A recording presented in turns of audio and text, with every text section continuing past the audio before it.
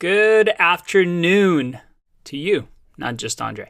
This is a fun little video. I like to throw some of these every once in a while because I know it can get very exhausting when you have a lot of information thrown at you. So I want us to copy a website really fast. Let's look at how we can do that. One of my favorite websites is Wait But Why. Ooh, all caps. I don't know why I did that, but it should still work. If you haven't checked out this website, I highly recommend it. Some great articles on here. But let's say I look at this website and I'm like, this is really cool. I wish I could play around with it. Well, before I showed you View, Developer, and Developer Tools, and we had a nice little pop-up at the bottom of the screen.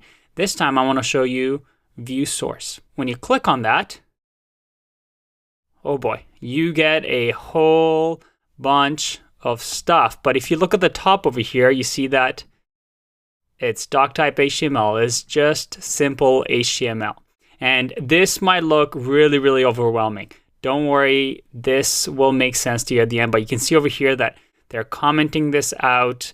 There's the HTML tag. And if you scroll down, there's a whole lot of stuff. But simply by copying all this, so I can just select all and copy this.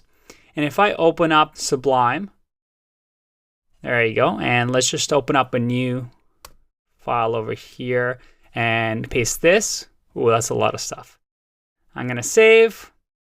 Let's save as, and we'll call it Wait But Why HTML. All right, save it.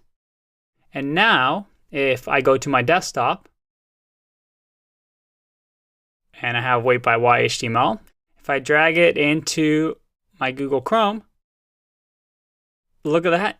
I have Wait But Why all to myself. And I can play around with it and break it and do whatever I want.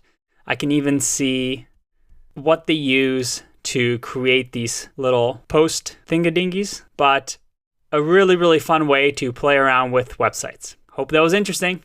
See you at the next one. Bye-bye.